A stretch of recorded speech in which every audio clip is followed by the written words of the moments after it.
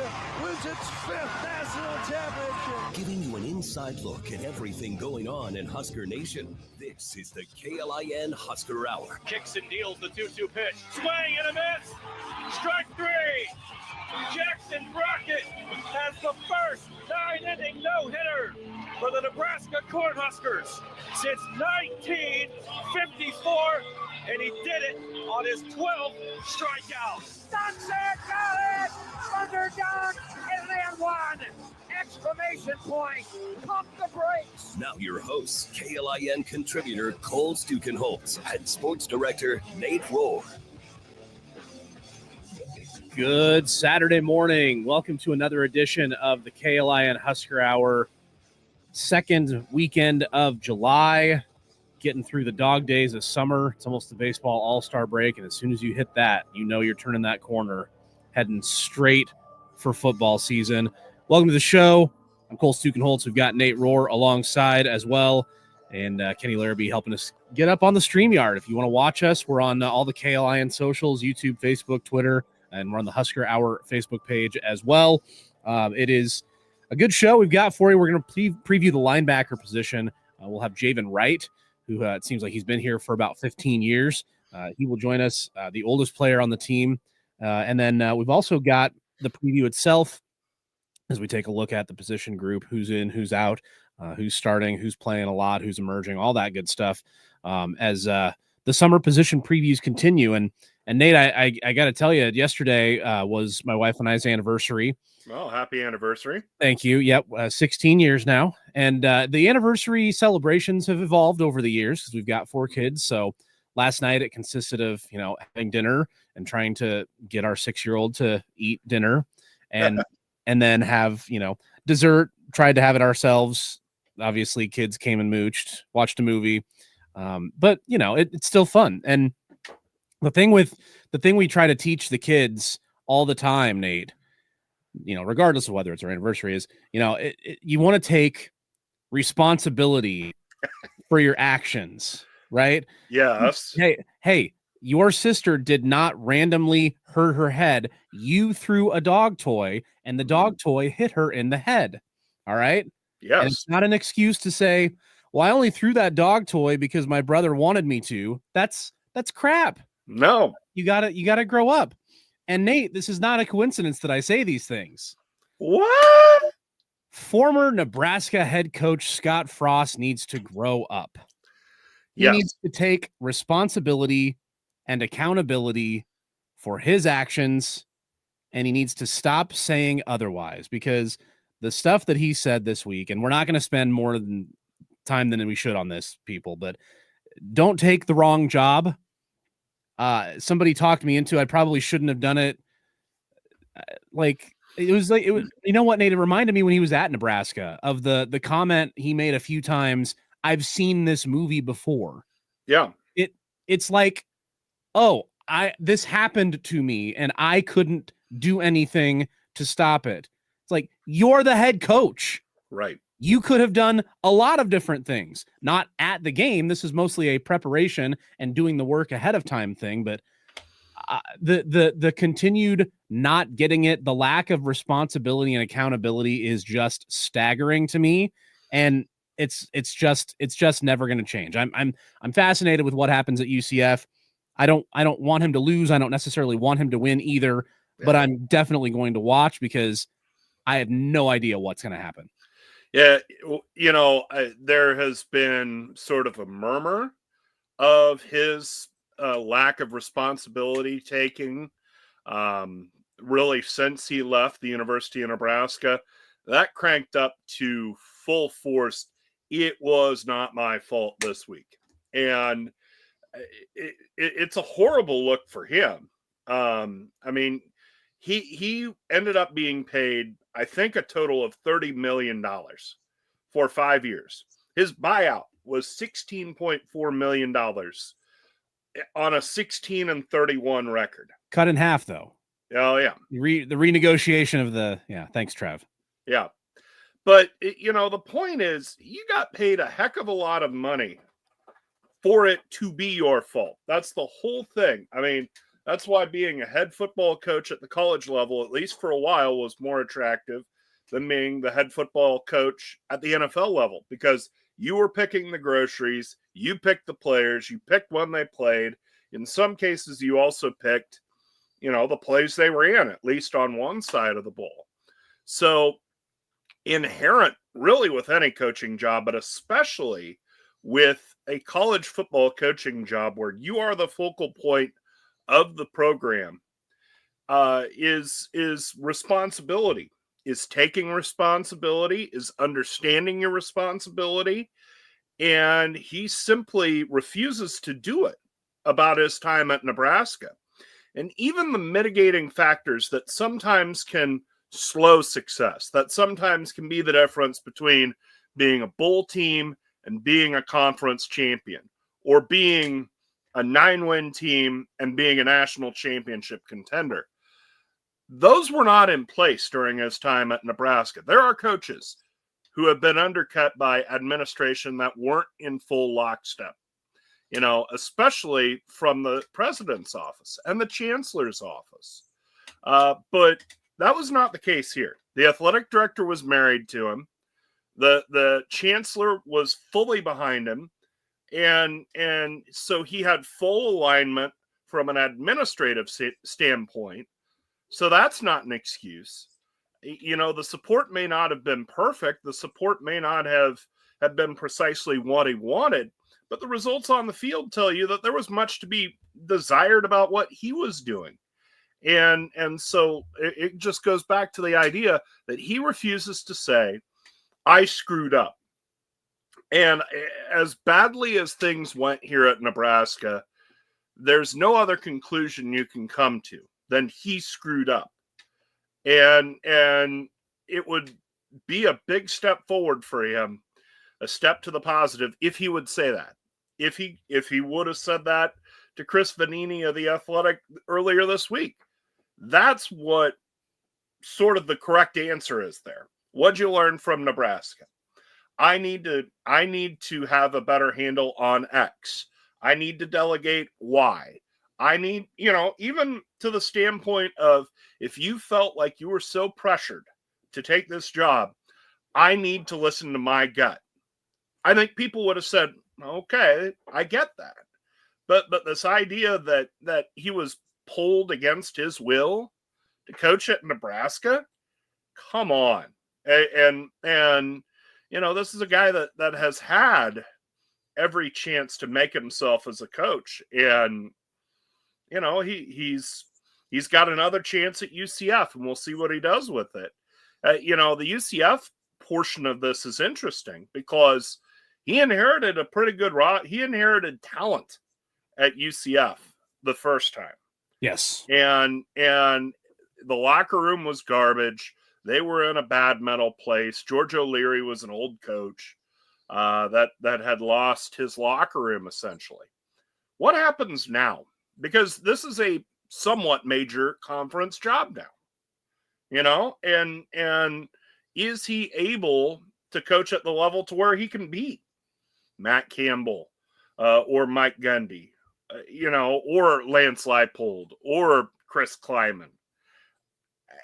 This has stepped up a little bit in weight class. So, if he's sitting there thinking, I'll just run back what I did and plug it in and we'll be playing in the playoff in 2 years, he's got another thing coming. Yeah, personally, I'll be shocked if things change. He's obviously not changed. Right. And that's, it is what it is. And at that point, what can you do but just say, all right, well, we'll see you later. Yeah. That's what we're going to do at this point. One thing that you will see Scott Frost in for sure is the new college football video game. Nate, he's one of 300 head coaches that's in, or not 300 head coaches, but there's coordinators in there as well. Matt Rule, of course, is in the game too. Nebraska has the little drone show if you play a night game at Memorial Stadium in the pregame lead in. The roster is set and it's, I haven't had a chance to play it yet. I will be playing it shortly. A friend of mine and I are finishing our 25 dynasty first. We're in the playoffs now with UMass and Arkansas State. Go Red Wolves. Mhm. But yeah, we are now into the final stretch. This is how things used to be, youth of America, back in the 2000s and the early 2010s. You would get the video game in mid-July, you'd play the crap out of it for like a month, and then you were into football season with fall camp and the depth chart and all the predictions coming through. So this is the home stretch almost, right? Because we're into the baseball all-star break here. We've got the college football video game in hand. I know the Phil Steele is getting used a lot. We're right there, Nate. We can taste it. We can feel it. We're almost halfway through the position previews. Yes. Football season is getting closer all the time. Well, and the Scott Frost comments remind us that the media days season has started. I assume the SEC is next week, and the Big Ten is the week after that. So we're in full-fledged. We're in the semifinals and the finals of talking season. And pretty soon we're going to be in fall camp. I mean, we're going to do 3 more shows, and then they're practicing. Yeah, and that's exciting, and especially with everything that's on the line this season, you feel good about that, and you just need to. And the stuff that can derail you in the off season, injuries, off the field issues, you're almost to the finish line in that respect, to where if something substantial happens, it's a football thing, which you have to live with, factor in, whatever. But we've almost made it through the off season. I mean, the Scott Frost thing is about the craziest thing that's happened, at least to this point, knock on wood. It's been a fairly quiet, fairly business as usual off season, especially with Nebraska football. And so now we just need to get through the media days portion of this, and we can get down to actually practicing and getting down to business. That's right. Now, if anything does happen this weekend to a Husker player, you can send your comments to Nate Rohr at jinxedthehuskers.com. There's a lot of pieces out there that you can look up on this new video game. There's videos, there's the roster write-ups and all that stuff. I'm gonna give you something, see if you know this, Nate. There are the rivalry games in the game. Like you have a game that when you play an opponent, it's a designated rivalry. So Notre Dame has the most rivals with 10. Whoa. They got 10 rivals in that game. LSU has 8. And then tied for third is Nebraska. Nebraska has 7 rivals designated in the college football video game. Can you name who the 7 teams are? So Colorado and Oklahoma. Yep, there's 2. Iowa. Yeah. Wisconsin. Yeah. Minnesota. Minnesota is one of them. That's 5. Okay. And then, oh boy, I got nothing. Big 12 days. Missouri, the battle for the bell. Come on now. Yes. That's 6. That's 6. K-State? No. Huh. Kansas? UT. Oh, baby. Horns down. It's saw them off, baby. Honestly, I think everybody should be a rival of Texas because nobody likes Texas. Yeah, no one does. But yeah, Nebraska has 7 designated. It's so funny. Like we in Nebraska fandom circles here in Lincoln, you almost lament the fact that Nebraska didn't really have a rival. Like you had to switch conferences. People forever tried to resist the Iowa rival thing because they're just little brother to the east, like whatever. Now I think that's been embraced, but there was a stretch there in the mid 2010s, Nate, where Nebraska was kind of a man without a country. They didn't have a quote unquote rival in their own conference. And yet, I mean, if you think about it, they have quite a few teams that they, more or less hate.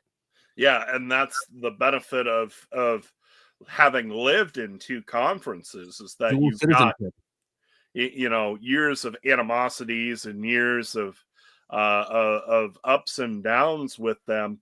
And hey, anybody who resists the idea of Iowa as rivalry, they've hit a walk-off field goal against Nebraska. What, 4 of the last 5 years? 5 of the last 6? It's at least 4 times. Yeah.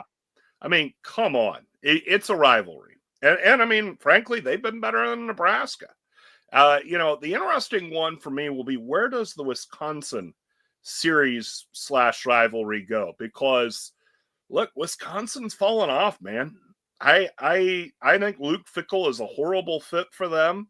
I think the trajectory of their program is downward, and when a program goes into the tank like that and you don't have years upon years of history with them, I don't know where that's going to be. And the other part is that's not a protected series for either side. Right. So, I mean, they don't play this year. So that'll be the one sort of quote unquote rivalry to watch as far as its long-term status. I mean, I'm amused that they put Texas in.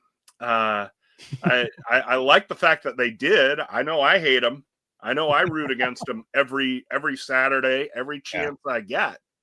But I that was a relatively short, hot rivalry. I mean, we hated each other pretty hard for about a decade, maybe a little more. That they were actually playing. 15 years that they were actually playing. Yeah. And it's unlikely that thing's going to get renewed unless they run into each other in the playoffs. Yeah. Yeah, short, hot, and unfortunately pretty one-sided too. I think Nebraska might have only won once in the Big 12 days of that rivalry. Well, and then, by the way, are you getting the game? Are you a PS5 or Xbox guy? What? Not yet. I mean, my son's a Nintendo Switch kid. Yes. So it's just out of our grasp. Yeah. So unfortunately, no. All right. Well, if you do, you've got an online dynasty waiting for you over here, my friend. There you go. We are going to speak with somebody else who's in the game right after this. Javin Wright, Husker linebacker, back for his 7th season. Hopefully a fully healthy season for Javin after he dealt with health issues last year. We'll talk with him about the linebacker position and what we can expect this season right after this here on the KLIN Husker Hour. You're a veteran.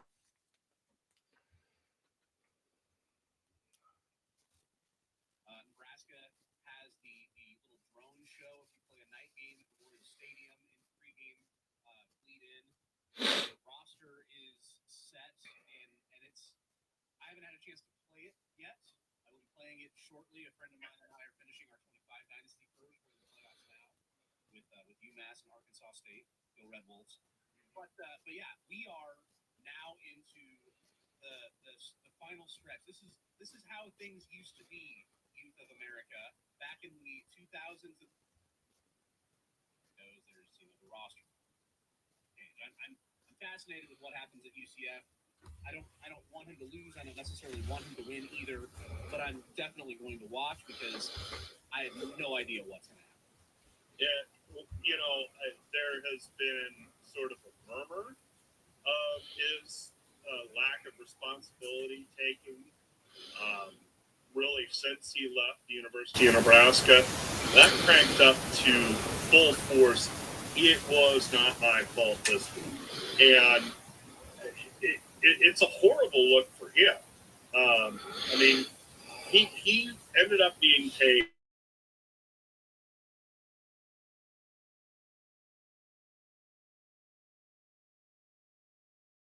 Giving you a complete review of the Huskers news this week. This is the KLIN Husker Hour on Lincoln's Husker Radio, 1499.3 KLIN. Summer position previews continuing here on Husker Hour, and now we're going to go back to defense. We've got linebacker Javin Wright joining us here on Husker Hour. Javin, thanks a lot for the time. How are you? I'm good. How are you? I'm doing well. Hey, it's been a long time since you've been here in Lincoln. This is coming into your 7th season in Lincoln. Does it feel like it's been that long? You've been here for a while. Yeah. Sometimes I sit down and reminisce on who I came across as a freshman and stuff like that, and sometimes I text them. But these halls have never changed, to be honest. I mean, same halls I've always walked through. It's just has a different feeling to them, just because of the new team and the new staff that has been implanted into this program. So it's just a good thing to walk down these halls knowing that you grew from where you once were as a freshman. So it's cool. Yeah, and obviously part of the reason you're still here for the 7th year is you've had a medical hardship, and you've really had to overcome a lot of adversity in terms of injuries. Where are you at health wise right now, and how's things looking for going into this 2025 season? Oh, I'm fully healthy. Everything's good. I had to go through this whole process to figure out some things that needed to be handled, and so after that got finished, I'm able to be like a normal player like everyone on the team. So there's no complications, no anything. So I'm back being a normal player like I was about 2 years ago. So, yeah. That's great to hear. You've really had to battle with your health. So it's good to hear that you're feeling up to 100%. And, the last time you stepped on the field in a competitive situation, you had a career high tying 8 tackles against Boston College. How much do you think the extra time that you have had to learn the game of football, to be around different offenses, see all sorts of different attacks, how much do you think that is helping you as you get ready for this last year? Oh, it helped me tremendously. So when I came into Nebraska as a freshman, I thought I knew a lot, but honestly only knew the basis of what was going on in this game called football. So luckily my dad helped me with having like a baseline of what to do and being around really great minds in football and having to come in and out of this prestigious logo you call Nebraska. I had a bunch of different coaches, a bunch of different offenses, a bunch of different defensive coordinators, different position coaches. They all combined to have the information I have now. So it's easy for me to pick it up quickly what offenses are doing to us, and having the awareness to read it on the field. It just all comes together. And I think it all came together during that game. So, yeah. Javin Wright joining us here on Husker Hour, helping break down the linebacker position heading into the 2025 season. Javin, in terms of the way the defense is structured, all you linebackers are kind of bunched in as they're labeled linebacker on the football roster. You're more of an inside guy, though, right? I'm actually both. So you're both, okay. I play outside and inside. They kind of move me around all like everywhere. So okay. And yeah, so you've labeled backer. Yeah. Yeah, that's good. Versatility is key, right? So you still had your Rob Dvorak position coach in terms of the inside position there for a while the other defensive positions have all turned over here recently. How has Coach Dvorak helped kind of keep things pretty even in terms of what you're supposed to do and your responsibilities are when you are playing as one of those inside backers? So as inside, like Rob Dvorak keeps everything real simple. Like, so he's so smart. He knows a lot about the game, but he knows that we're still college students and we still have, our team is very young, unlike me. But so he keeps everything simple and makes it more understandable to be able to play the position at a faster pace for these young kids. So him going over details of the linebacker position and then translating it so that like the younger players know what to do, like in split decision, it's actually extraordinary that how he does it. So, a couple of guys in this linebacker core, I'm thinking of Deshaun McCullough. I'm thinking of Marquise Watson-Trent.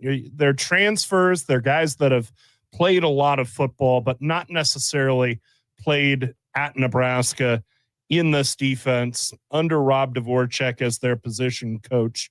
How much have you had to bring those guys along to settle them more into playing linebacker at Nebraska?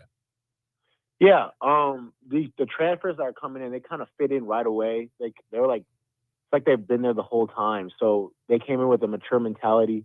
They came in and they're ready to work, and then since they're seasoned vets like Deshaun and like you mentioned Mar, they came in and it's like they never were not on the team. So them getting just learning the playbook and then telling them, like, not even telling them, they already knew how to do everything. So it was so easy to be able to talk at an advanced level with them so fast, just because they've been down the road, they've had the snaps that they had at their past school, so it's easy for us to click on the field. Javin, you mentioned playing both positions of linebacker, so you've been acclimated to Coach Simpson as the outside linebackers coach here for the last few months. What does he bring to the team, and how has he been able to coach you guys up and get you guys ready to play off of the edge a little bit in that outside position? He has a different perspective to the game. He brings a lot of fresh knowledge to the team, just because like we've seen all these new coaches, but he comes from Florida and stuff like that, so he knows a lot about the game. So when he came in, he taught me some new stuff that for pass rushing. I also learned some stuff from Coach Butler, a little stuff from Dvorak. So they all kind of combined to give me like the gifts and the skills that I need to be successful in the field. New defensive coordinator this year in John Butler, and you guys have had the whole spring and even all the bowl practices to settle into what he's going to do defensively.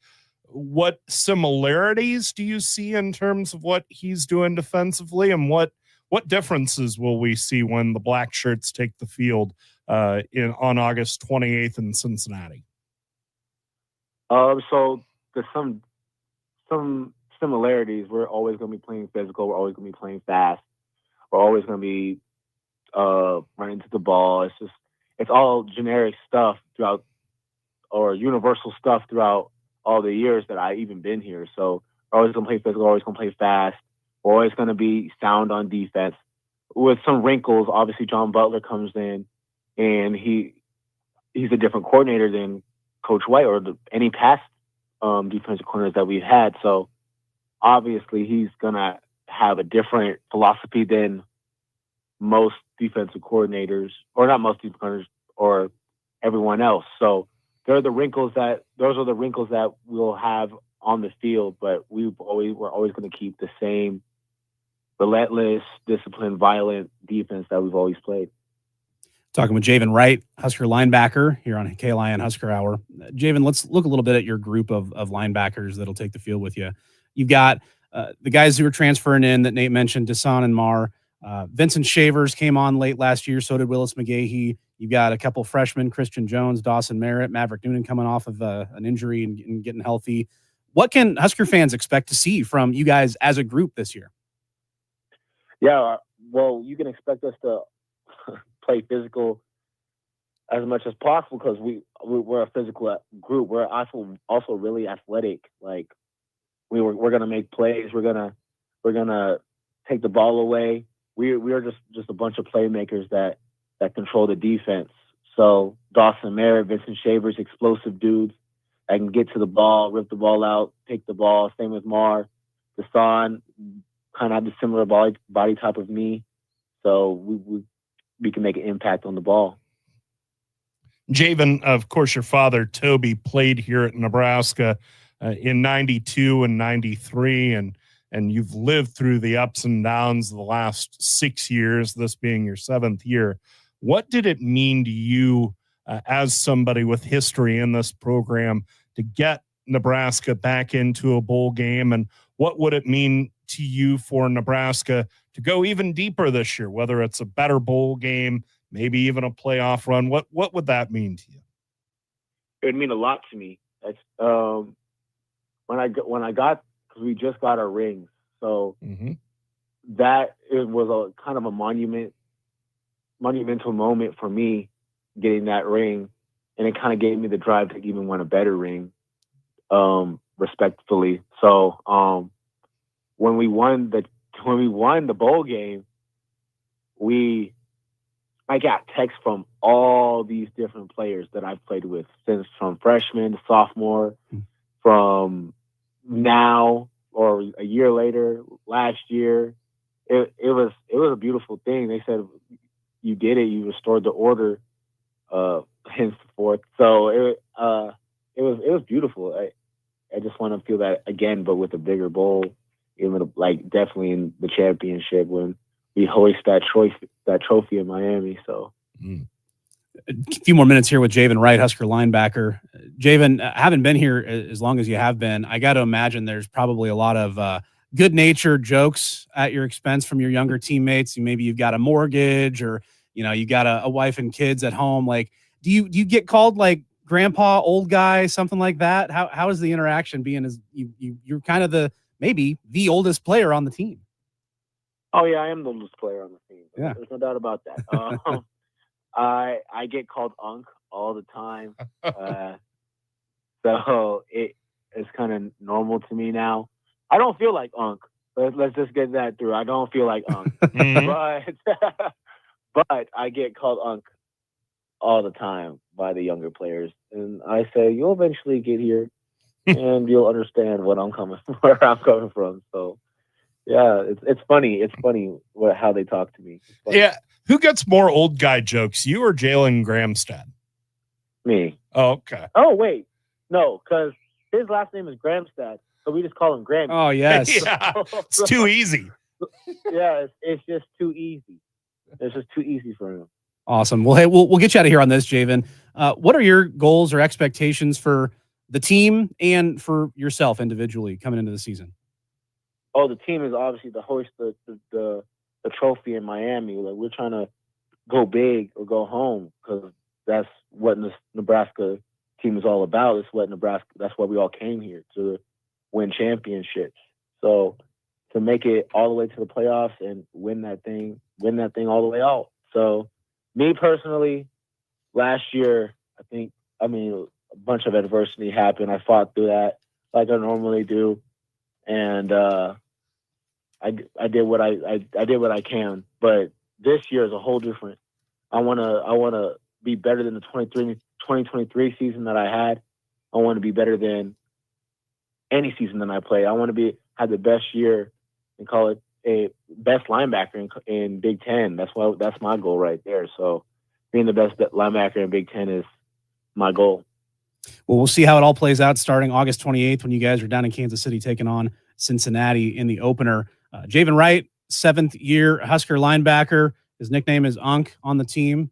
And we really appreciate the time, Javin. We'll be watching as the season plays out. Okay, thank you. All right, there goes Javin Wright, Husker linebacker. Very interesting position group, Nate, as we'll break it down in our next segment. He's going to be the leader out there, and there's a few transfers, a few new guys and returnees. It's a good mix, I think. Yeah, I mean, there's a lot of experience, not necessarily at Nebraska, and Javin's kind of the outlier there with the experience at Nebraska. You've got high ceiling guys in Shavers and also McGahee. Dasan McCullough could be a real factor for this team defensively, and Marquise Watson-Trent was all over the field at Georgia Southern, so I expect him to do a lot of work in the middle for Nebraska defensively. So interesting group, quite a few unknowns, but yet you feel like there's some material there. Yeah, they've definitely got a lot to work with. Like I said, right after this, Nate and I will break down what we can expect from this group. We'll look at potential depth chart, who maybe is going to start this group. To be the first three guys out there in that 3-3-5 defense against Cincinnati. That's all coming up and more here on the KLIN Husker Hour. I know what you came here to do. Now bust it open, let me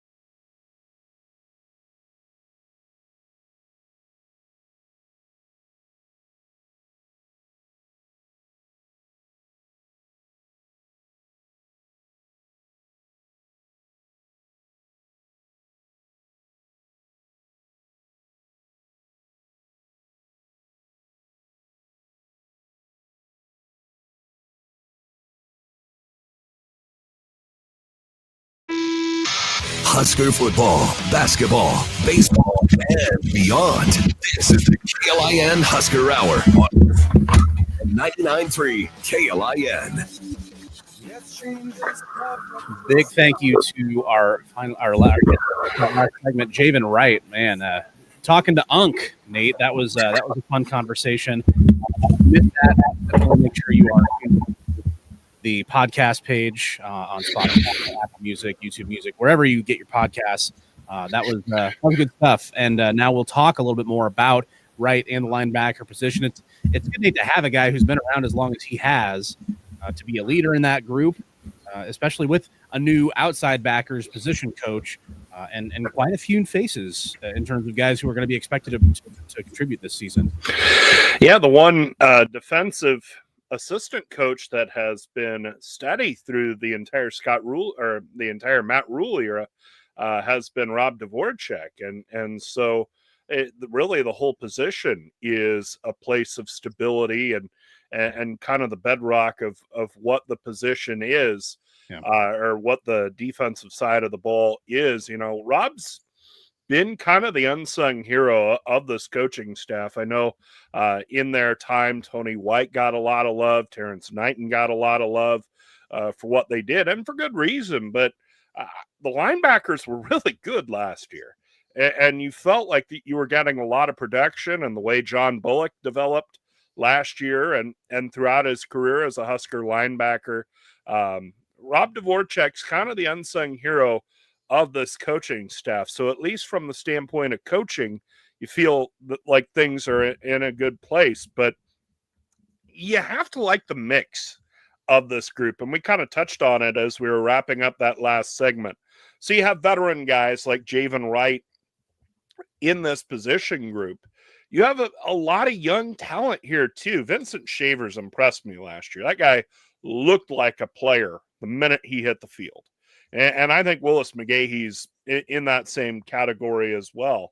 I think Dawson Merritt is going to be that sort of player before too long. And by before too long, I mean by October. Like, Dawson Merritt's going to be a player here at Nebraska.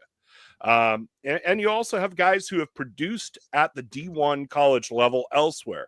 I mean, Marquise Watson-Trent, over 100 tackles. I mean, yes, it happened in the Sun Belt. But you can't tell me that doesn't transfer to 80 tackles, being a consistent force on this defense the whole season from the jump. I can't imagine he's had much difficulty getting the scheme, understanding what's being asked of him in that position. And, you know, Dasan McCullough is just crazy athletic. He's a guy that could be the sort of splash play guy. Overgeneralizing pretty grossly at this point. You feel like Watson Trent's going to be the solid guy who's going to make every tackle, who's gonna make the tackle for only a 2-yard gain instead of leaking it out for a 4-yard gain on a first down run. And you feel like McCullough's going to be the guy with a big sack that ruins a drive. That, which again could be overgeneralizing those guys a little bit. But I do feel that's where those guys' games kind of lend themselves. Yeah. Nate, do you remember Nebraska, Georgia Southern 2022, the final Scott Frost chapter? Only vaguely. The leading tackler for Georgia Southern in that game, Nate, Marquise Watson-Trent. He had 10 tackles in that game. So he's done it before Memorial Stadium. I'm just saying. Yeah. To your point, though, yeah, I know the mix of guys they have certainly options, good options, I would say as well.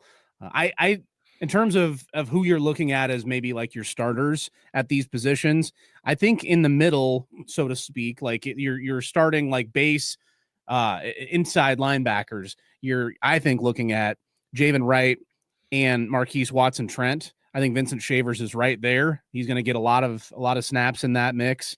And then on the edge, I think you give Dasan McCullough. I think you give him every opportunity to play in that spot. Maybe he starts. Maybe it's Willis McGahee that starts as that jack position. But those are, if you're in that 3-3-5, three guys that you expect to play a lot. Those are kind of the guys I'm looking at. Is how I don't know how you see it if you had to pick 3. Well, I would agree with Watson Trent as your probable starting inside linebacker. We'll see about Javin Wright. I mean, he's coming off a great Pinstripe Bowl, played really well against Boston College, and he's been a guy who's been pretty tantalizing in terms of his talent. He's just not been able to stay healthy in his Husker career, unfortunately. I would, if I had to pick it right now, of course, everything's sight unseen. I'm not so sure I wouldn't go Shavers for my second guy, but Javin Wright's going to play plenty. Let's not get that twisted. And then the edge guy, I think you're right that Dasan McCullough will get every opportunity transferring here for his last year, a guy who's played major college football throughout his career at Indiana and Oklahoma. He's a guy who has played at this level. And so he should be able to plug right in and produce at a high level for Nebraska. And then you'll see Willis McGahee. I'll be interested to see how Maverick Noonan's come along. I mean, he's battled injuries, but he's a high talent guy. And don't forget about Jacob Bauer, because we heard a lot about him during spring camp as a guy that had really made a step forward for this team and had gone from a guy who was on the roster, was on the 105, but, you know, he was just kind of there, to a guy who played his way on the 2 deep, to a guy that Matt Rule talked about having to hold him out of scrimmage situations because he was flying around.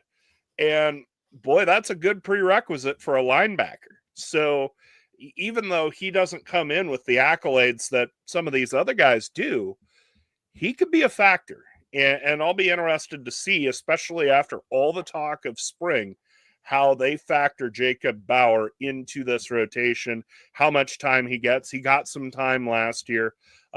You obviously expect him to be a special teams factor, you know, high energy, high motor sort of guy.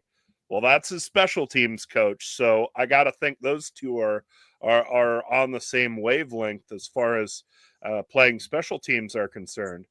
But, you know, also on the scrimmage downs, you need that sort of guy at linebacker. And it sounds as if Nebraska is going to be as aggressive in rotating under John Butler as they were under Tony White, which I think was a real benefit because it kept guys fresh and it built depth. So, you know, even if he isn't one of the first guys out, even if he doesn't have a black practice jersey, he's still going to play a lot. I think we'll see plenty of Jacob Bauer. Yeah, no, that's definitely a kind of a sleeper under the radar pick for playing time for sure. When we're looking at guys who need to emerge this season for Nebraska's defense to have success, I almost look at it from the standpoint of the players who left after last season. When you think about losing guys like John Bullock, MJ Sherman, Prince Will, who transferred to Ole Miss, Mekhi Bayer, who bounced around a couple places in the offseason. Those guys did a lot of heavy lifting on that defense, especially Bullock in the middle, and then MJ Sherman, Prince Will off the edge. If you had to, you know, have one guy really take a huge leap forward for this defense, for it to all really click, it's got to be one of those guys coming off the edge for me, whether that's Dasan McCullough, Willis McGahee, maybe it's Javin Wright, who you heard just a minute ago say he plays both positions inside and out. If you can get a pass rush off of the edge from this linebacker position, from that jack spot, and then maybe you get some from the defensive line as well. But if you can get contributions, get a couple of sacks every game, and you can count on a consistent pass rush, that's going to do wonders for the secondary. It's going to do wonders for all the different things that John Butler can do. He's going to be a lot more aggressive, I think, than what you saw with Tony White, Nate. He's going to take a few more chances. You might have a few more big plays burn Nebraska, but I think he's really valuing the possibility of getting the ball, just taking it away from the offense and getting it back for Dylan Raiola in the offense. So that part of it, I think, is something to watch. And that's who I'm looking for to emerge is someone off of that edge position. And then in terms of who yeah, who emerges. You gave us Jacob Bauer. Are you kind of in the same boat as far as you want someone off the edge, or who do you want to say, if they take that step, the black shirts are going to be fearsome again? Yeah, I think Deshaun McCullough's the guy, because you mentioned that defensive line and the fact that you're leaning on them to get a pass rush.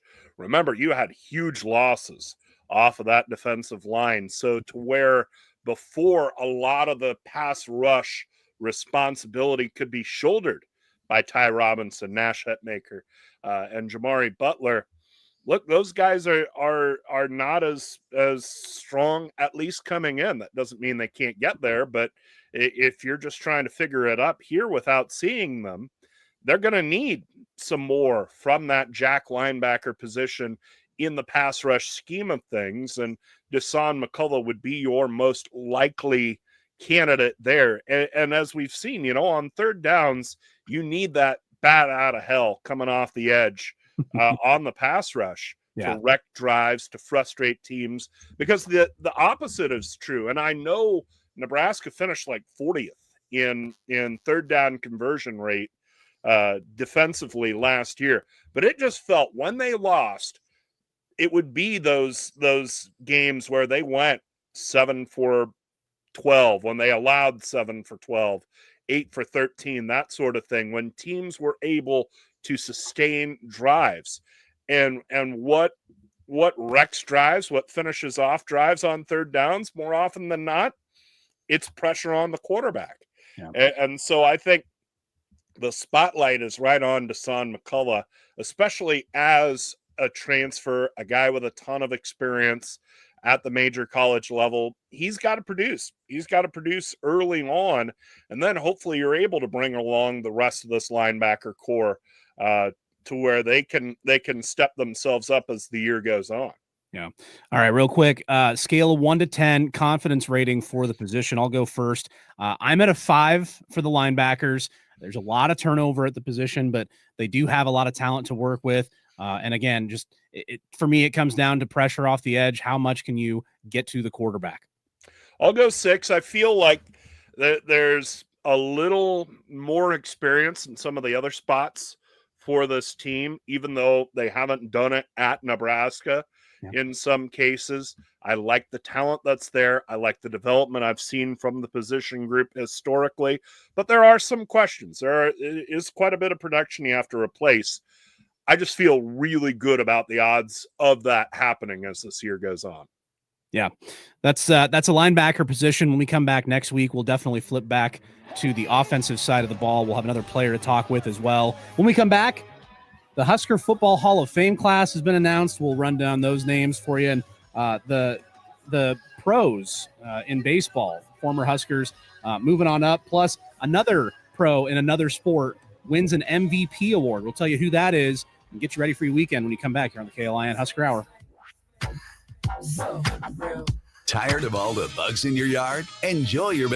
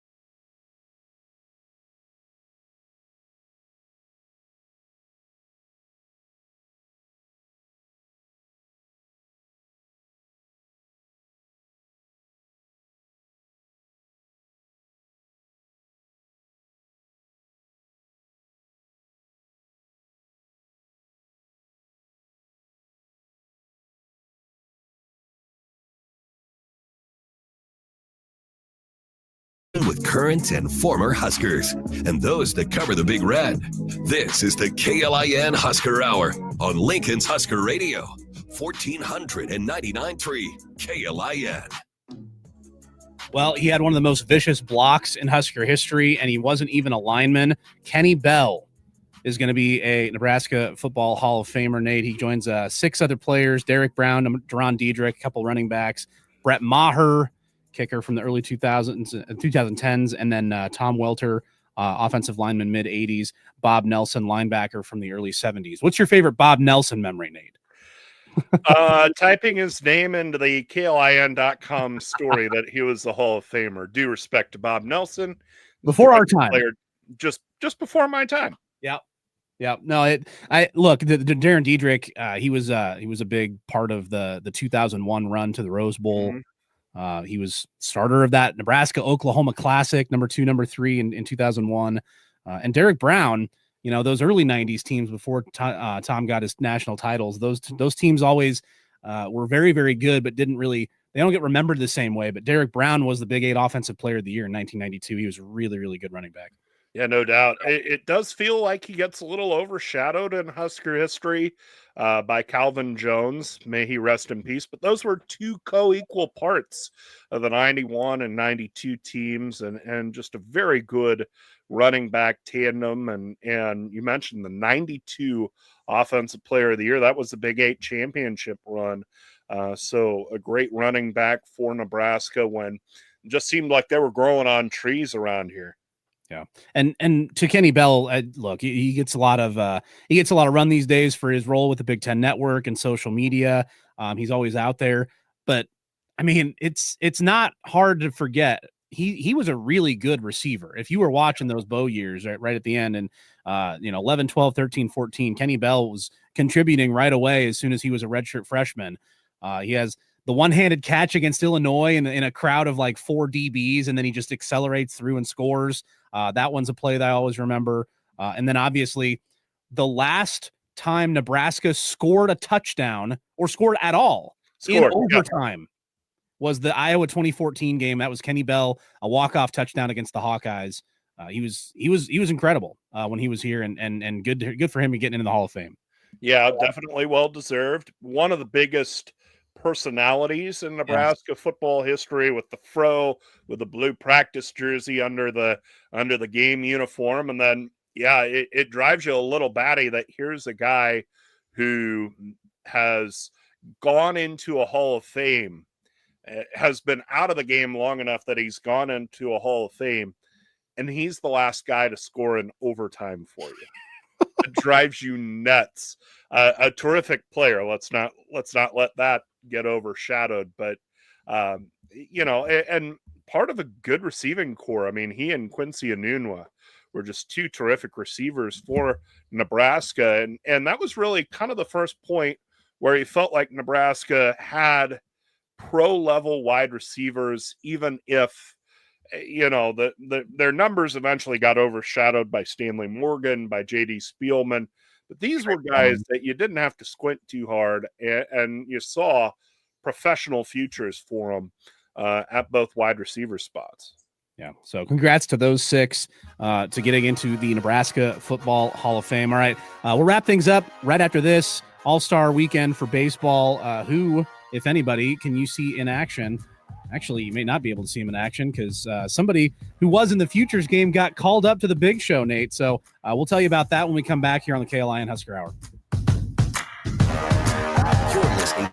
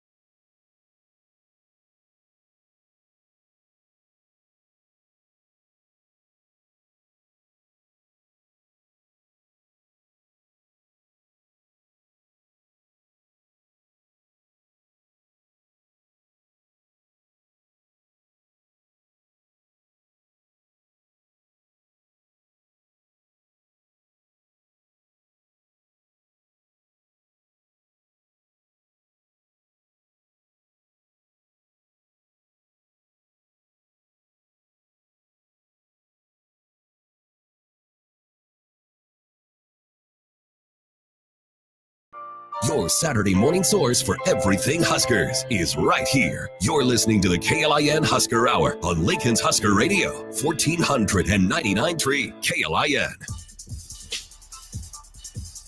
Well, Bryce Matthews, former Husker baseball star, Nate, he was supposed to play in the Futures game today. He's not playing in the Futures game anymore. You know why? Why is that? He got called up to the big show. He's playing for the Houston Astros. His hometown team started at second base yesterday. 3 strikeouts, 0 for 4. I mean, days will be better than that. But MLB debut for a former Husker in his hometown. Very, very cool stuff. Yeah, the future is now for Bryce Matthews. Good for him. It was going to be a big weekend for him anyway, but the fact that he is able to get to the big leagues, he gets to check that box, and now we'll see what he can do at the major league level. He joins a Houston team that's right in the thick of things in the playoffs, so certainly big at bats for him coming up. Yeah, and Max Anderson's still doing well over. I think he's playing in Erie, Pennsylvania, in the minors. Brett Sears gets called up as well. He's now on the AAA team for the Braves, so congrats to Brett. And then we'll go to New Zealand next, Nate. The NBL MVP, Josiah Alec. Wow, get him on an NBA Summer League team, man. Congrats to Josiah. No kidding. Glad 19 points per game, 11 rebounds. He's doing good things out there. So congrats to Josiah. That's awesome to see. And then the volleyball alumni match, Nate, Jordan Larson's be playing in that.